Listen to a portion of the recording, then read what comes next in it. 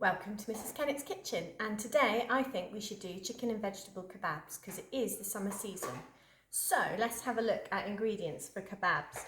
I think you can put pretty much anything. I've got a nice chicken breast here and I've got some great veg, peppers, courgettes, mushrooms, I've got a red onion, I've got an aubergine, and I think that you could use the stem of a broccoli, and I think that would be really nice. If you want to go vegetarian, then I've got a nice bit of halloumi. You could use feta or maybe even Quorn pieces, or just have stacks of veg and that would be delish. Right, let's get started. Right, equipment. My trusty chopping board for all my veg. I've got my cook's knife. Now, I always use a different colour board. So the love of my husband, he gave me some red boards. So I use this for raw meat.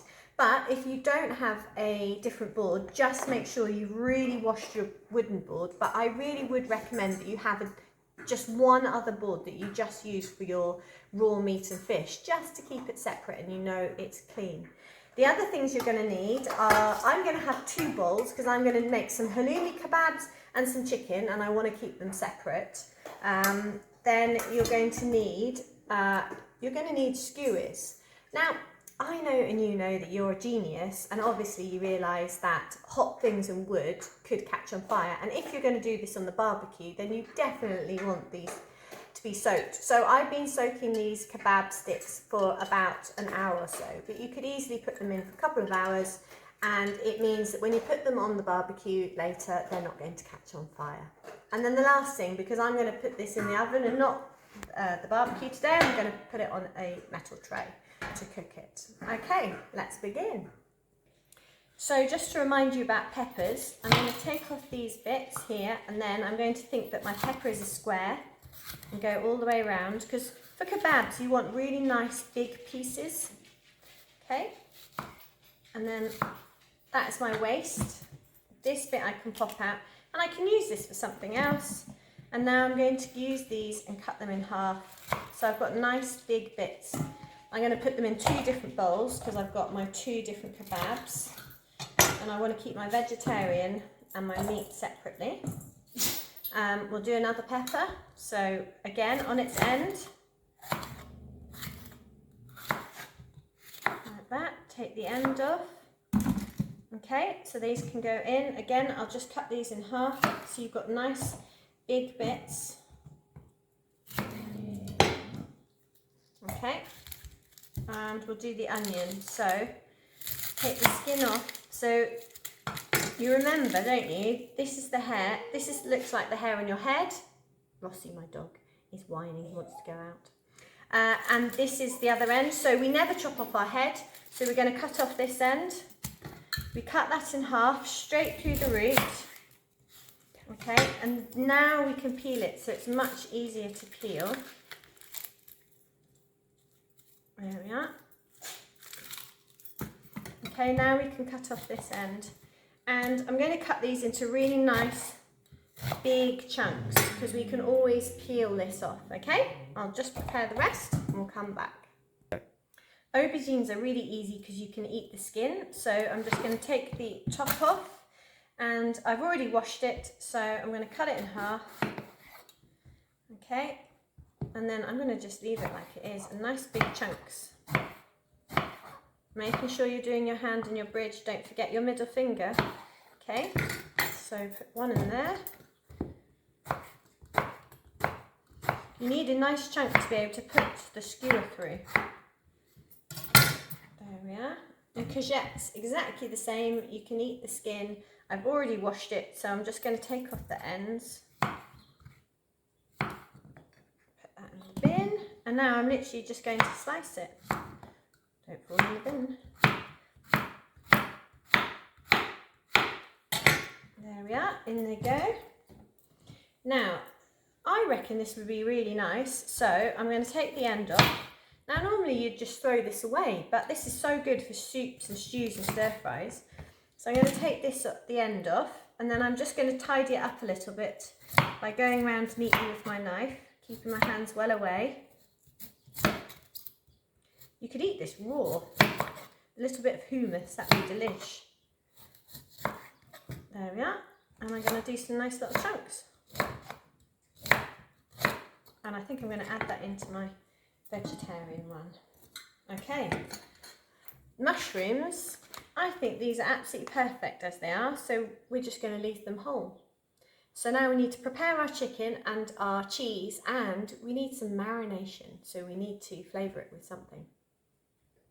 So oil is really expensive, and normally I would brush it on, but I think I'm going to do it a different way, and I'm going to marinate my chicken and my veg. So for my halloumi, I've got this pizza random flavoured olive oil, so I'm going to use some of this and put it on the vegetables.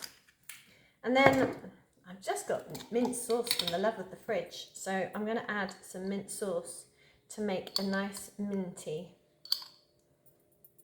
peppery. So all I'm going to do is mix that round, and I can add my halloumi, so this can marinate while I'm preparing everything else. And then I'm going to use less oil, and I think at a time like this we need to think about using less oil. Right, so that's one, and we'll do the next one. Now I've done loads of stuff where we've used paprika and chilli, but I'm going to go for something different. I'm going to go for ginger and garlic.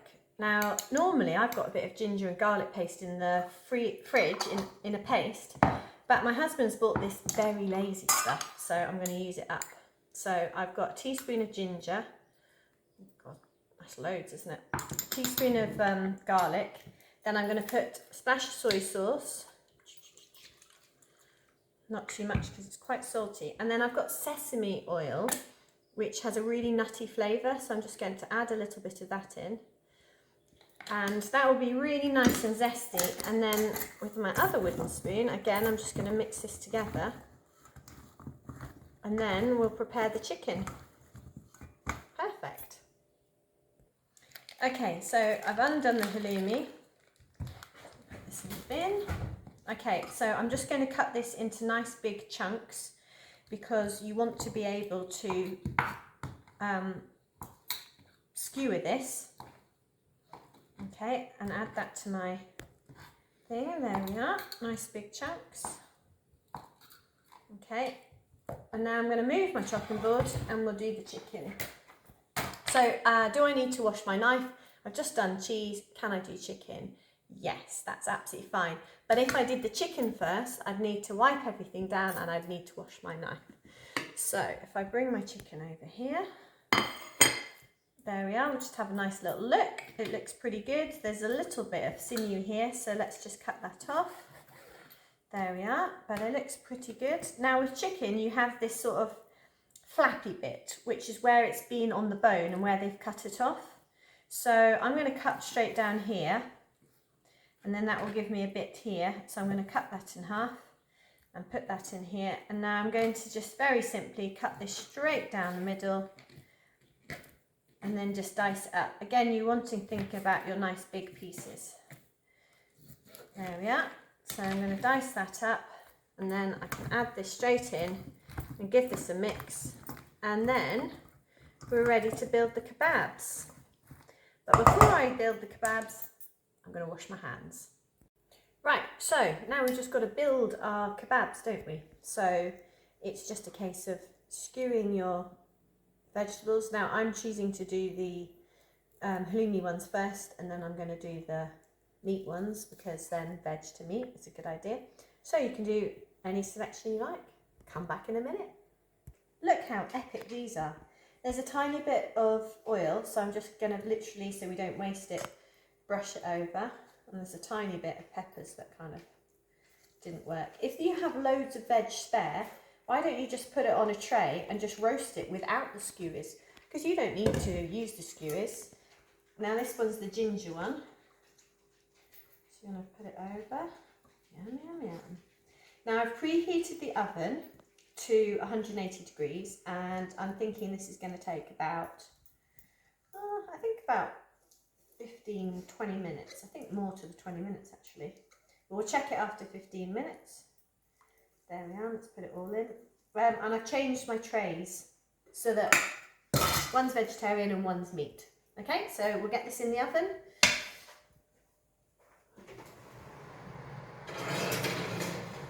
In it goes. Is it going to fit? oven rearranging. Let's come back and we'll see it when it's cooked. Right, these have had 20 minutes, so let's have a look. Oh yeah, these look brilliant, look at that. There's a little bit of oil and liquid on the tray, so be careful.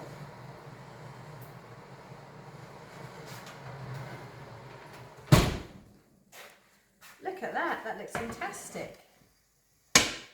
Okay, your questions. Is the meat cooked? So, how do we know? Yes, we can put a temp probe in there and it would be 75 degrees and above, but at home and with our eyes, we are looking for firm to the touch, which it is. It's nice and white, so I'm going to say it's perfectly cooked. You've got the skewer right through the middle, so you know that that is going to cook, and the pieces are really small, and it's had 20 minutes, so this looks really nice. So we can put them straight on our tray. And there we are. So good enough to eat.